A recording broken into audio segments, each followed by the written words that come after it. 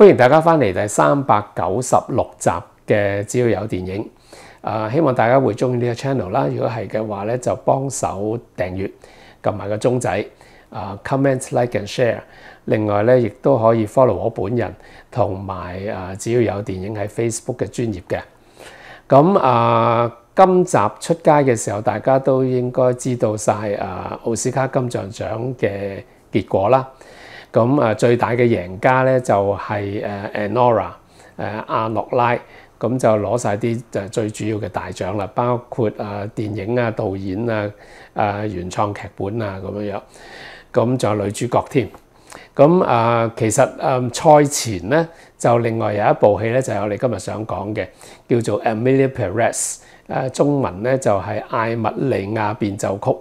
咁呢個戲咧係同 Anora 咧喺提名嘅獎項方面咧個數目咧係叮當碼頭嘅，都係大家提名13項。咁最後咧就攞咗2項嘅啫。第一個金像獎咧就係最佳女配角 Zoe Saldana。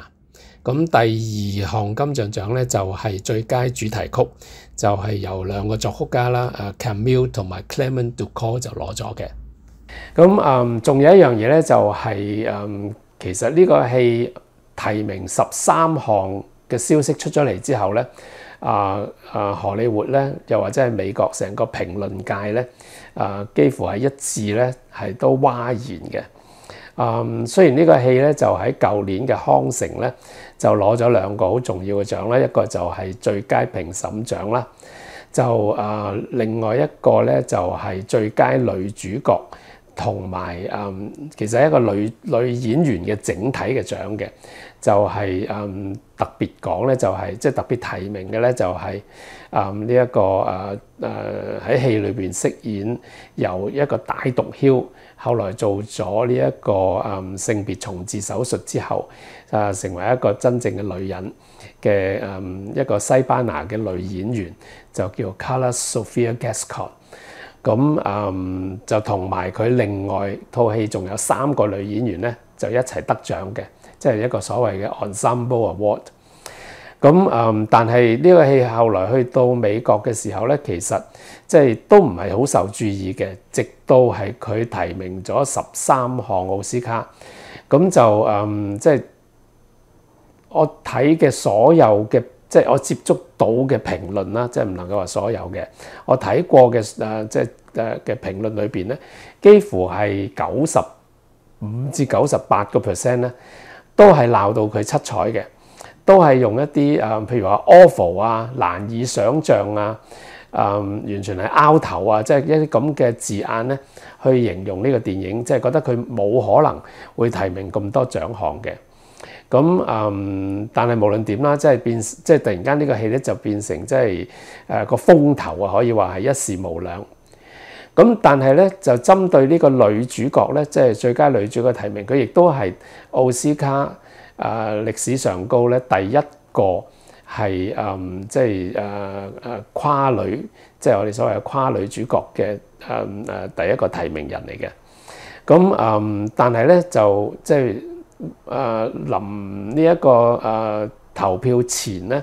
其實佢就有都做咗即係出現喺佢身上高咧，都係一連串嘅不利嘅消息。首先咧就有人咧就揭發咗佢咧，就喺以前嘅一啲嘅社交媒體上高，包括係 Facebook 啊，包括係 Twitter 啦，就出現過一啲好爭議性嘅言論。譬如佢話呢一個伊斯蘭教就係一個傳染病嘅溫床啊！咁然之後咧又佢亦都寫過幾次嘅 po 文咧，就係去抨擊呢個奧斯卡嘅金像獎嘅，包括就話係奧斯卡突然間就變成咗一個呢一個 Afro Korean Party。即係暗示佢話淨係黑人啊，同埋呢一個韓國人咧先至即係會得獎嘅啫。咁又然之後咧就話佢亦都係一個 Black Lives Matter 嘅 celebration。亦都有指咧就係話佢即係好似一個國際3八婦女節嘅慶祝日咁樣樣。咁當然即係 B 型一個跨性別嘅人士啦，即係呢啲咁嘅言論係更加即係惹火啦。咁事實上佢事後咧，亦都係開頭佢都好硬嘅個立場企得，後來咧就迫於要道歉啦，然之後又將佢喺呢一個 X 即係近時嘅 Twitter 啦嘅賬戶咧係刪除咗。咁呢一個戲咧其實就係Netflix 係有份投資嘅。咁喺呢個歐洲同埋美國咧，都係個版權咧都係屬於 Netflix 嘅。咁本來即係可以大做宣傳啦，因為有13項提名咁犀利。咁但係因為呢啲咁嘅即係議論出咗嚟之後咧，就Netflix 咧就決定即係突然之間咧就即係再唔宣傳呢部電影啦。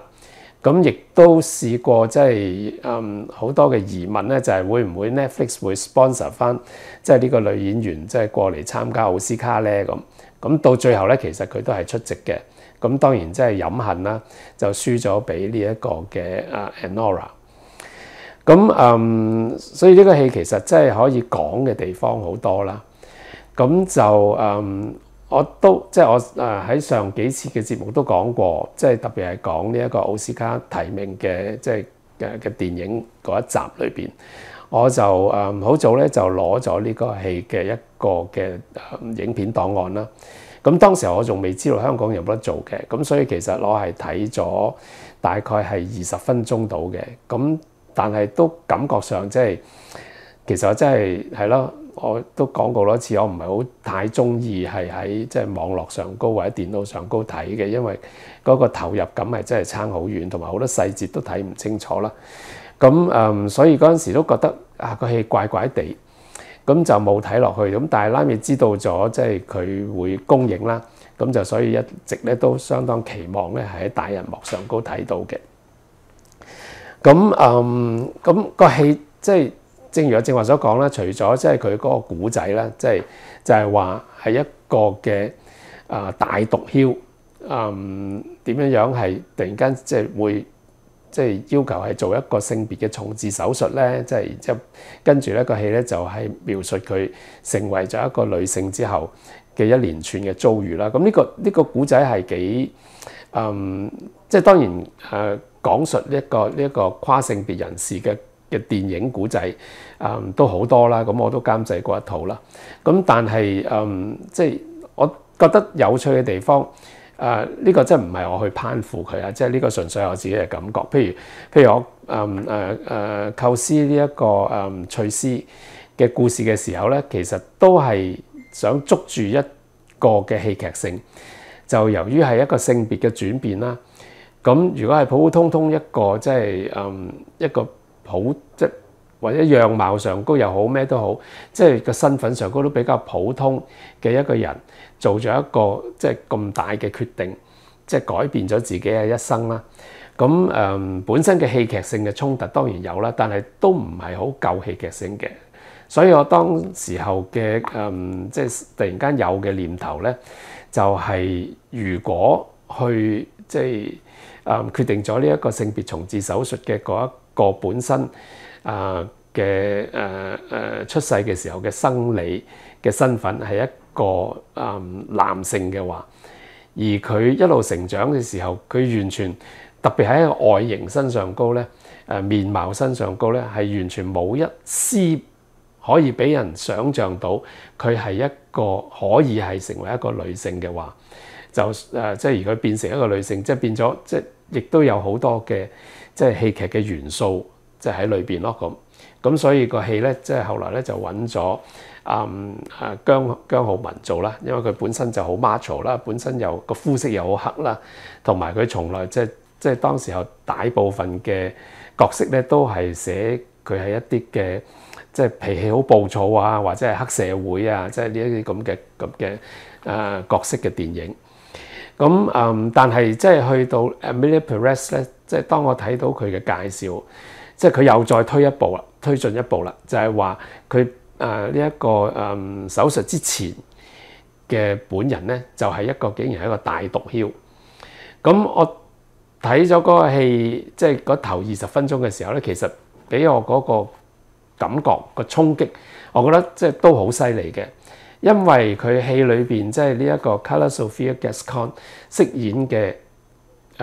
即係呢一個所謂毒梟咧叫 Manitas 啊。咁佢一出場咧，其實個導演都處理得好好嘅。佢一出場咧就係講，其實係講呢一個 Manitas 咧就綁架咗一個女律師，就其實係要求佢幫佢處理晒呢一個性別重置手術嘅一切嘅細節，包括埋即係點樣安排佢一個假嘅死亡啦，然之後安排佢一個新嘅身份啦，仲同埋成個嘅手術咧個過程咧都交俾佢去做嘅。咁佢就但係當然呢樣嘢咧喺佢仲係一個大毒梟嘅身份嘅時候咧，佢需要即係保持100%嘅秘密啦。咁所以佢就攞咗呢個女律師翻嚟嘅綁架嘅，即係叫佢約佢喺呢一個報攤見面，然之後攞個頭笠住佢咁綁架到去嘅大本營嗰度。咁嗰場戲咧就係首先一開始咧就係一個 top shot，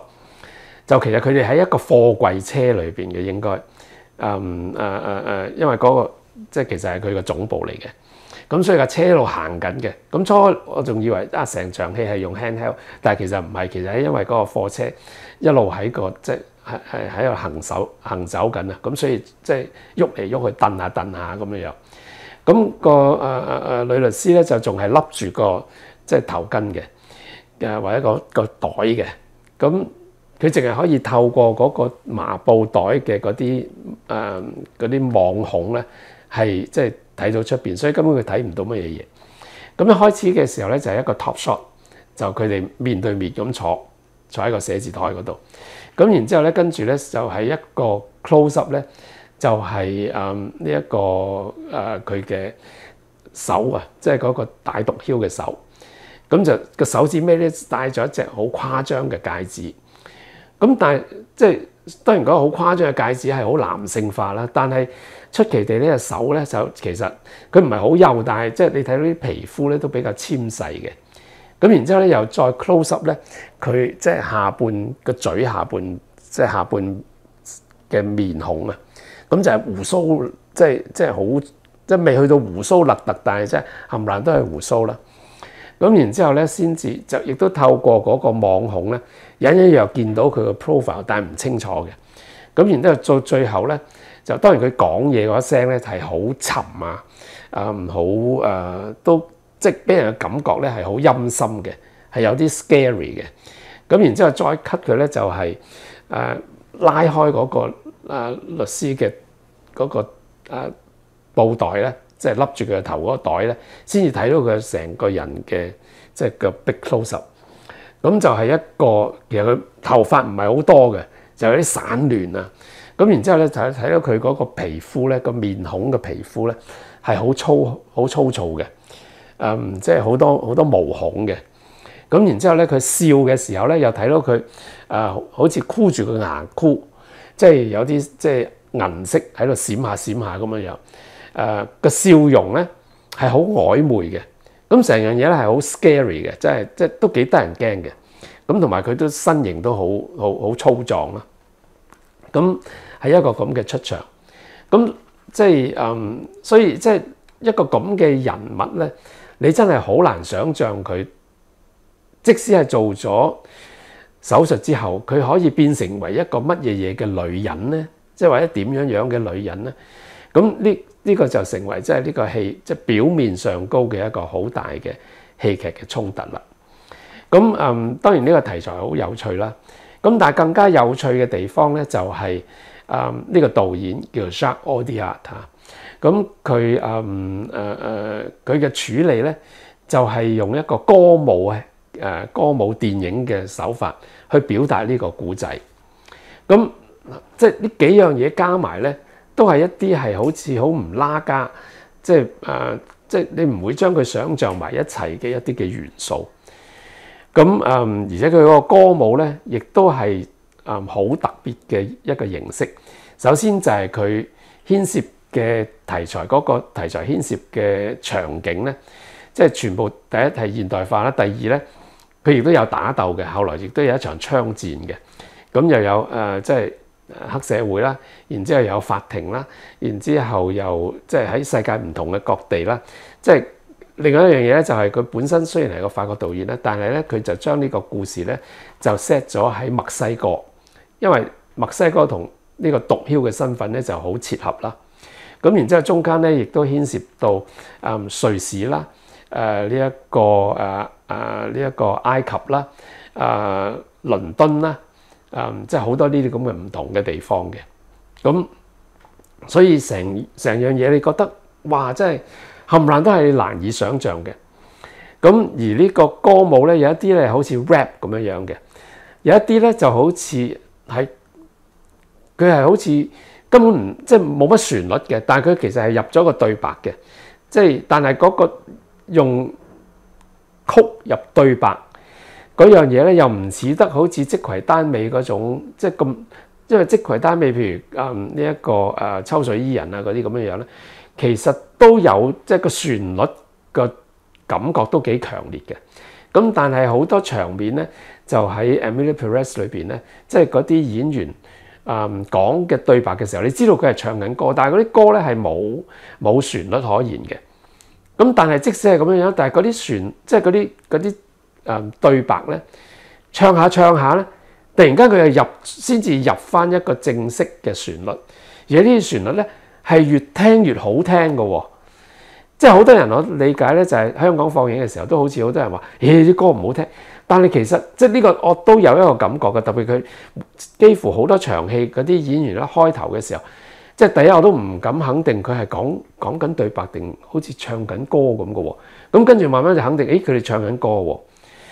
又有啲係 rap，有啲唔似 rap。就自然有幾個音係咁樣樣，即係個音律嚟嘅。咁然之後慢慢先至唱到正式入咗個歌嘅主題嗰度咧，你又覺得個旋律係好聽嘅喎。然之後又加埋係合唱，有陣時係一個 duet 係一個兩個人嘅合唱，有陣時係一大棚人嘅合唱。咁嗰啲舞蹈咧，有陣時咧就係我唔係好識講係咩，有陣時淨係你覺得係純粹一啲肢體嘅動作嘅啫。但係咧有陣時咧，佢去到一啲場面比較大嘅地方，亦都有其他嘅演員係一場嘅比較大型嘅歌舞。咁佢又係好合拍嘅，亦都係嗰個舞姿咧嗰個範圍咧係比較即係嗰個手舞足蹈嘅範圍咧係比較大嘅。亦都係嗰個節奏咧係好有力量嘅，咁亦都有陣時咧佢係採取一種好虛嘅表現嘅手法。譬如有一場戲咧係講個女律師，就係一個籌款嘅慈善嘅晚宴裏邊，就即係主要籌款咧就係即係嗰個女主人咧就係呢個大毒梟後來變咗身之後，即係做咗女人之後，亦都做咗一個大嘅慈善家，你可以話。咁呢個你即係等一陣先至再解釋啦。咁喺嗰一場嘅咁嘅盛宴裏邊咧，突然之間嗰個女律師咧，當嗰個女主角係喺度俾緊個 speech 嘅時候咧，個女律師咧就喺個宴會嘅中間咧，突然間跳起舞上嚟，而嗰啲舞咧，周圍嗰啲賓客咧就全部 freeze 晒嘅，就即係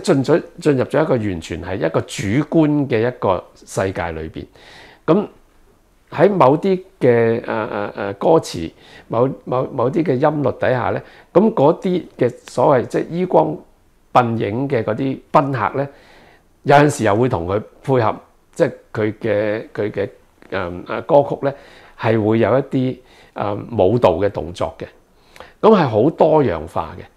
咁所以我就覺得即係呢個處理好，第一好大膽啦，亦都好突破咗呢一個。即係我哋一般熟悉或者見過嘅歌舞嘅形式嘅電影。咁而更加得意嘅地方咧，就係咧佢成個古仔，即係嗰個情節咧，幾乎係嗰個發展咧係有啲匪夷所思嘅。亦都係有啲所謂嘅大開大合，我哋叫做。咁係點樣咧？咁或者未進入呢個之前咧，首先我想講一講呢個導演先。即係如果從導演嘅作品、以前嘅作品嘅風格入手咧，咁就可能即係可以多啲理解呢套戲，即係一個咁表面上好似好無雜嘅一個風格，同埋即係佢一啲大膽嘅嘗試，係之前係有冇線索咧？即係咁樣樣。咁呢個導演就即係正話講過咧，就叫 Jacques Audiard。咁其實今年都年紀都好大㗎啦，就係1952年出世，就今年已經係72歲。咁唔覺咧，佢係應該係由呢一個1994年咧，先至係拍佢第一部電影，就即係都有成30年歷史。咁但係咧就喺呢30年嚟咧，佢其實作品唔係好多嘅啫。等我數下先，2、4、6、8、10，係啦，啱啱 Emilia Pérez 咧就係第10部作品，即係差唔多圍起嚟係3年一部啦，即係咁樣樣。咁亦都有可能因為佢係法國導演啦。其實佢嘅戲喺香港上映都幾多嘅，第一陣我再數俾大家睇。咁但係 turn out 咧，其實佢係法國導演裏邊咧，即係當代嘅法國導演裏邊咧，係獲獎最多嘅一個導演啊！咁我數俾大家聽，都幾犀利嘅。就係佢攞咗啱今年攞咗佢嘅第一個嘅奧斯卡啦、BAFTA 啦，即係英國嘅影藝學院金像獎啦，就係攞咗2個。咁 Golden Globe 咧係攞咗3個，康城咧係攞咗4個。然之後法國嘅本身即係本地嘅即係所謂嘅金像獎啦，César Award 咧就總共咧係有試過19項提名，19項提名裏邊咧佢就攞咗13個，另外咧就有3個咧都係喺其他啲影展嗰度咧係一啲 major awards 嚟嘅，咁即係都好勁啦嚇。咁即係所以其實佢個成績即係到今日為止，佢成個即係終身嘅成績咧都係相當之亮麗嘅。咁佢嘅出身咧就都係一個可以話係一個影藝世家嘅，因為佢爸爸咧呢個 Michel Audiard 咧本身就係都係一個電影導演同埋係編劇嘅。咁佢即係但係佢好有趣，佢自細咧佢就唔係特別好中意電影嘅。佢初嘅意向咧就想做一個老師，所以佢喺呢一個索邦大學讀書嘅時候咧，佢其實係讀文學同埋哲學嘅。咁但係唔知係佢無心向學啊定點樣，即係原來佢未畢業嘅。咁佢醉咗學之後咧，就佢當時候嘅女朋友咧就勸佢，即係不如你即係跟老豆嗰行啦，就去做。我唔知點解咧，即係 suggest 佢去做助理，去做助理剪接啊。咁叫佢真係去咗做助理剪接。咁頭嗰部嘅電影，佢接觸嘅咧，即係佢做助理剪接咧，就係喺1976年波蘭斯基嘅《怪房客》。咁我即係冇睇到佢嘅訪問裏邊有提到呢個戲啦。咁但係即係我發現呢個，咁我好相信咧，應該對佢嘅影響係好大嘅，因為《怪房客》就係波蘭斯基喺美國即係俾人控告佢同未成年少女即係發生性行為而逃亡咗出嚟，去到法國嘅第一部嘅電影嚟嘅，亦都係佢自編自導自演嘅。咁我覺得係一個非常非常出色，亦都係即係波蘭斯基嘅最佳作品之一嚟嘅。咁所以跟住咧，佢後來咧就開始即係由剪接咧就做咗編劇。咁喺80年代嘅時候咧，其實都做咗好多嘅，即係好多部電影嘅編劇。去到呢一個94年咧，先至拍出佢嘅第一部電影。佢第一部戲咧就叫做《思考地科》，英文名啦。咁就中文名咧就做《男人最痛》。咁 Just Happen 咧，亦都係我以前就發行公司創造社嘅其中即係一個即係發行嘅電影嚟嘅。咁呢10部電影咧，即係呢30年嚟嘅10部電影，我講一講先啦。其實係除咗得一部電影係未喺香港做過之外咧，全部都喺香港做過嘅。咁就第2部咧就係1996年嘅The Self-Made Hero 自製英雄，另外一個譯名咧就叫無名英雄。咁2001年咧就係唇語驚魂 Read My Lips。2005年咧就係 The Beat That My Heart Skipped。咁呢個戲咧就喺法國電影節有放映過嘅，正式公映就未啦。2009年咧就係先知 A Prophet。2012年咧就係獸與骨，獸係生鏽嘅獸 ，Rust and Bone。咁呢部戲亦都同時係佢即係咁多個戲裏邊咧就最賣座嘅。咁全球嘅賣座紀錄咧就係2500萬美金，其實都唔算好多噶啦。但係即係對一個法國電影或者一個即係我覺得都可以話佢係偏向比較藝術性嘅一個導演啦。咁嚟講咧就即係已經算好多啦。咁然之後2015年咧就係流離者之歌 Deep End。2018年咧就係一個西部片，亦都係佢去美國拍攝嘅第一部英語片，就叫做《淘金殺手》The Sister Brothers。2021年咧呢一部喺香港冇做過啦，就係叫 Paris 13 District。咁大概估計嘅原因咧係因為呢部戲可能係一個黑白片啊，咁所以香港冇做到。咁然之後就今年嘅，即係其實喺舊年咧嘅作品年，即係嗰個作品嘅年數，即係嚟講就係呢一個 Emily Perez。咁其實我都即係呢啲戲咧，我都睇得七七八八嘅。咁但係因為即係隔咗好耐啦，咁所以其實嗰個記憶咧都即係唔算係好深啦。咁睇完呢一個 Emily Perez 之後咧，我就即係都係因住我個習慣咧，其實我想睇多啲嘅，咁但係時間起見，咁我記得咧，我即係最初接觸呢個導演嘅時候咧，其實就係呢一個2005年嘅The Beat That My Heart Skipped 嗰戲咧就香港譯做叫做我心遺忘的節奏啊，即係好即係嗰陣時我記得呢個中文名咧對我嘅印象係好深刻嘅，因為好靚啊。咁而呢一個 See How They Fall 咧，即係男人最痛咧，其實係後來先至買翻嘅啫。咁所以我就今次咧就即係心癢癢咁，我就走去睇翻呢一個 The Beat That My Heart Skipped。我又覺得幾得意喎，即係如果即係從呢一部早年嘅作品同而家呢一個 Emily Perez 比較咧，就真係有好多即係可以比較嘅地方，或者好多有聯繫嘅地方啊。咁首先咧，呢一個我心遺忘的節奏咧，佢係改編自一個美國電影嘅，嗰個戲叫做 Fingers 啊，就係 Harvey Keitel 做嘅，香港都冇做過，我都冇睇過嘅。就個導演叫 James Toback。咁當年咧聽講咧就係呢一個 Pauline Kael 好讚賞呢套戲嘅。咁但係我睇翻一啲資料咧，就係話佢重拍咗之後咧，其實兩個戲都有幾大嘅分別嘅。咁 anyway，咁嗰部戲點解我會覺得同 Emily Perez 咧有得比較咧？其中一樣嘢咧就係兩個戲都 feature 即係個音樂嘅成分好重嘅。咁同埋咧佢同音樂嘅關係咧，即係嗰個戲裏邊嘅戲劇嘅元素咧，都係幾南轅北轍嘅，都係嗰個對比係幾強嘅。咁我心遺忘的節奏咧，嗰個男主角咧，佢一出場嘅時候咧，其實佢嗰個身份咧就係一個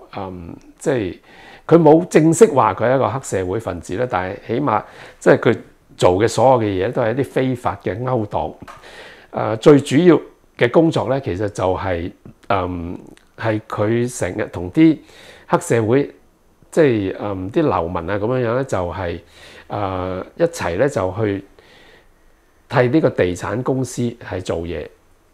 咁呢啲地產公司即係一啲無良嘅地產公司啦，即係香港都好多啦。咁就係睇中一啲樓啊，一啲樓宇係有價值，有即係可能會升值嘅。咁咧就嗰啲樓宇有陣時咧就嚟被拆卸啦，有陣時有啲咧就即係已經係即係空置咗好耐。咁但係仲有啲房客係死都唔肯走嘅。咁佢哋就其實去即係成班人咧就走去對付呢啲咁嘅即係頑強嘅或者頑固嘅房客，就走去放老鼠啊、放蛇啊，然之後走去半夜三更騷擾佢哋啊，然之後直情係即係破壞佢哋嘅屋企啊，即係務求嘅目的咧就係要趕走佢哋，然之後就俾呢一個地產公司咧就即係收購咗之後再去炒。咁佢其實呢個職業咧都係來自邊個咧？就係來自佢個老豆，因為佢個老豆都係呢一類咁嘅即係非法之徒嚟嘅。咁但係佢就28歲啦，講佢。咁其實佢同個老豆咧個關係就係一個愛恨交纏嘅關係。佢8年前咧個阿媽就死咗嘅。咁但係佢阿媽咧好得意喎，就原來係一個鋼琴家嚟嘅。咁佢自細咧就係即係跟個阿媽咧係彈鋼琴，都彈得幾好嘅。咁但係阿媽死咗之後咧，就逐漸咧就即係俾佢個老豆影響底下咧，亦都可能應該係佢老豆帶佢入行咧，就咁多年嚟咁即係一路以嚟咧都係做呢一啲咁嘅非法嘅勾當。咁直至有一日咧，就係佢重遇翻佢媽咪嘅一個老師，個老師又記得佢，你以前學琴學得好好㗎。你有冇興趣即係佢以為佢一直喺度彈緊琴啦，就問佢你有冇興趣即係嚟 audition 啦，即係繼續發展你個音樂嘅志向啊，即係咁樣樣。咁呢樣嘢突然之間勾起佢呢一個心願嘅，即係可能自細彈鋼琴都有呢種咁嘅心願啦。咁佢就決定咧就走去試下，咁就揾咗一個老師係即係教佢。即係重新去 practice 呢個鋼琴。咁呢個老師咧就係一個戲裏邊就即係話佢係一個即係中國新移民。咁去到一個女仔嚟嘅，咁就法文就完全唔識嘅，咁就係識得即係一啲英文啊，好 basic 嘅英文啊咁樣樣。咁其實呢個女主角咧係一個越南人嚟嘅。咁戲裏邊其實佢即係除咗國語之外咧，好多時間同呢個男主角練琴嘅時候咧，佢都係用越南文嘅。咁兩個其實係冇辦法溝通嘅，唯一咧就係用呢一個音樂去溝通，鋼琴去溝通。咁呢個女仔 turn out 咧就好嚴格嘅。咁就要佢不斷咁去嘗試，同埋不斷去重複。咁其實因為為咗應付呢一個 audition 咧，佢來來去去咧都係彈一首巴赫嘅樂章嚟嘅。咁但係喺呢個過程裏邊咧，佢就慢慢變得好投入啊。同埋咧就即係與此同時咧，就係佢嘅嗰啲嘅不法嘅行為咧，就即係兩條線咧，係差唔多係平衡發展。咁到最後咧，其實喺嗰個audition 嘅前夕咧，佢就俾啲同黨咧又拉咗去，即係進行一個咁嘅破壞性嘅行為。咁令到佢第二朝早即係去到 audition 嘅時候咧，佢個心冇辦法係可以平靜得嚟，就結果咧佢連嗰首樂曲咧佢都冇辦法完成。咁但係咧個戲跟住就跳咗去3年之後，咁其實經過一段咁嘅長時間咧，其實呢段時間個戲冇交代嘅，就係所謂嘅留白啦。咁 turn out 咧一再出嚟嘅時候咧，原來佢就成為咗呢一個佢個鋼琴老師嘅男朋友，同埋 agent 同埋 manager， 因為佢本身其實佢的而且確係即係冇呢一個咁深嘅修養嘅。咁事實上亦都你都可以即係理解啦。如果唔係砰一聲由一個不法之徒亦都係20歲嘅時候就開始停止咗，更早嘅時候開始停止咗鋼琴嘅訓練，即係砰一聲唔通會變成一個鋼琴家咩？即係咁，但係咧就原來即係佢就同呢一個鋼琴老師咧係即係結合咗，然之後佢就專同呢一個鋼琴老師咧即係去 manage 去接一啲嘅演奏。咁即係3年之後咧，嗰一場戲咧就係佢即係載住個女朋友啦，就去表演。咁但係佢就即係個女朋友上咗去之後咧，佢就竟然咧就喺個無意之中咧就見到對面就有個人經過。咁嗰個人 turn out 咧，其實即係之前都有一個交代咧，就係佢個老豆咧，即係因為不斷係去做呢啲咁嘅不法嘅勾當。咁有一次咧就佢其實咧係俾個俄國佬咧Q 咗佢成30萬嗰陣時係咪歐元啊？應該係歐元㗎啦。咁佢就即係試過咧，就叫個仔咧去做低嗰個俄國佬，就搶翻啲錢嘅。咁但係最後咧，即係個男主角咧都發現，哇，好危險啊呢樣嘢！即係俄國佬唔掂得噶嘛，即係好勁噶嘛。咁就冇同個老豆做過呢一個勾當。咁但係結果咧，個老豆咧就俾個俄國佬嘅手下咧就打死咗。咁喺呢個尾聲裏邊咧，佢突然間又見翻呢個俄國佬，咁就機不可失啦。咁同埋佢嗰個罪惡嗰另外一面咧，又重新浮現出嚟，所以佢就決定咧就跟蹤呢個俄國佬，去到一個洗手間嗰度咧，佢就打佢，即係將佢痛毆啊！咁但係到最後咧，佢都冇辦法落手係殺死佢嘅。然之後咧就拖住一個受傷嘅身體咧，就去睇佢個女友嘅演奏。咁就喺個琴聲之中咧，你感覺到咧，佢成個人咧就慢慢又變得順服起上嚟。咁就個戲咧就喺呢度 end。咁所以呢一個咁嘅音樂，即係點樣係改變咗呢個人，甚至到最後咧，我哋都相信咧呢個人咧，即係佢，尤其是經歷咗，即係佢發泄咗呢一個心頭之恨，或者卒之係替個老豆都算係報咗仇啦，就卒之向即係喺個樂聲之中咧，係同自己嘅過去咧係告別。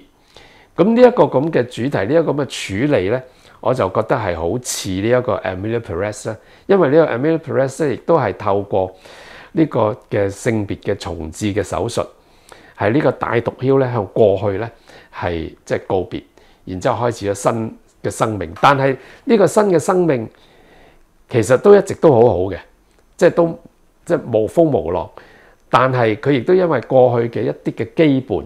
佢冇辦法擺甩嘅一個羈絆咧，到最後咧，佢又要重新咧係黐翻埋，即係同佢呢一個過去嗰個生命咧係再有翻一個聯繫。到最後係過去嗰個生命咧，始終即係嗰樣嘢嗰個毀滅性嘅，你話基因又好咩都好咧，都係將佢即係將佢毀滅嘅。咁呢樣嘢我就覺得好得意啦。咁所以即係咁我哋可以翻去呢一個Emilia Perez啦。咁我再講多一點先 ，before 我再詳細即係，因為呢個戲其實對我嚟講，我覺得係相當出色嘅一個電影。亦都係喺今時今日咧，好難得睇到一個創意咁高，佢打破咗嘅一啲嘅固有嘅形式，係可以咁俾到我哋一個咁大嘅衝擊力，係好少有呢啲咁嘅電影嘅。咁所以我係想即係嘥長啲嘅時間咧，就係同大家進一步即係攞好幾場戲出嚟去分析。咁喺今集未完之前，我想提多一個嘅即係一個嘅元素，就係呢個戲咧。我睇翻個導演嘅訪問咧，佢就話點解會諗起拍呢部戲咧？咁原來咧就係佢喺揾題材嘅時候，佢睇到一部小説。咁嗰部小説咧，去到中間啊，佢話唔知第6定第7個 chapter 左右咧，就發現咧就有一個人物，而呢個人物 exactly 咧就係今日佢呢一個電影嘅一個意念，就係一個大毒梟就做咗一個性別重置手術，咁就變咗做一個女人。咁但係咧，佢話喺個小説裏邊咧有講過一個咁嘅人物，但係之後咧就完全冇發展嘅。咁我唔知道原著個小説係講咩㗎啦嚇。咁但係 anyway 咧，佢就話淨係提過一樣嘢啫，一個咁嘅人物。咁佢就即刻打電話去問嗰個即係嗰個小説家。嗰個小説家都係一個編劇嚟嘅，即係編過一啲電視片集。咁佢問佢話：喂，點解你冇發展？冇發展咪冇發展咯，即係咁樣樣。咁佢就話咁樣，佢話我可唔可以攞嚟呢個人物？即係我另外再構思過一個故仔。咁嗰個人梗係 OK 啦。咁所以佢就由呢個一點做出發點，就構思咗呢一個 Emilia Perez 嘅成個嘅故仔。咁但係咧，原來佢初寫一個劇本嘅時候咧，佢嘅動機咧唔係想拍電影，而係佢想寫一個歌劇嘅劇本啊。咁原來佢一路都有接觸歌劇啦。咁當然你睇，譬如我正話所講嘅《我心遺忘的節奏》，即係佢已經係即係音樂嘅元素喺佢嘅電影裏邊咧，又或者除咗音樂之外咧，都係即係一啲聲音嘅元素啦。譬如係呢一個佢拍嘅嗰一部《唇語驚魂》啦，就係講呢一個讀唇嘅啦。咁咧佢亦都咧係有拍過一個 MV 嘅，應該係法國一隊好出名嘅樂隊叫做黑色慾望啊。咁嗰個 MV 咧就嗰個歌咧係一首搖滾歌嚟嘅，咁就係叫做法文啦嚇，即係我唔係好 sure 係咪咁讀啦，就 Comme elle vient， 咁就係英文咧就係叫做 As It Comes。咁大概係4分鐘到啦。我會將呢個 MV 個連結咧個 link 咧擺喺即係個介紹底下啦。咁成首歌咧，佢都係用一班係聾啞嘅人咧，係嚟到演繹呢首歌嘅。即係其實有啲似呢一個聽不到的説話，即係姜大衛導演嗰個。最近我同阿文進都喺即係呢一個週末午夜場嗰度有提到嘅，就係話成首歌即係聽不到的説話咧，就即係用咗林子祥嘅分分鐘需要你啦。就成首歌就由男女主角咧，就係即係用唇語、用手語咧去到表達嘅，就好似跳舞咁樣。咁但係呢個As It Comes 呢一首歌咧，應該就係我有睇過佢嘅歌詞，其實就強烈好多嘅。多多少少都係有一支帶住憤怒啊，然之後去強調即係嗰個生命嘅嗰個生命力嘅表現啊，即係咁樣一首歌。咁佢就揾咗一班嘅即係聾啞嘅人咧，就係全部咧就係成首歌都係用手語表現。咁所以你都睇得出佢即係好對 Audiard 嚟講，即係佢好 sensitive of 呢一個聲音嘅元素或者係動作嘅元素，加上原來佢一直對 opera 都係有研究，兼夾即係我睇翻咧，佢都有導演過 opera 嘅。咁所以佢就即係呢個劇本咧，原本係諗住即係俾 opera 係演出嘅。咁但係 turn out 佢到最後咧就決定咧就將佢變成一個電影。咁所以呢樣嘢就係俾到我哋睇得出另外一個線索啦，就係因為 opera 呢樣嘢咧，作為一個戲劇嘅表現嘅形式咧，即係除咗佢嗰個音樂，即係以音樂為主之外咧，其實咧係嗰個戲劇嘅結構嘅表現方式咧係好唔一樣嘅。咁點唔一樣咧？咁我諗我哋留翻下一次再講啦，同埋點樣即係呢個戲turn out 出嚟。雖然係一個歌舞劇啦，或者係歌舞片嘅形式，其實佢係更加準確啲講咧，就係你可以話係歌舞片，但係放大到係一個類似一個歌劇形式嘅一個咁嘅 form 嘅。咁呢樣嘢我哋留翻下一次即係詳細再同大家傾。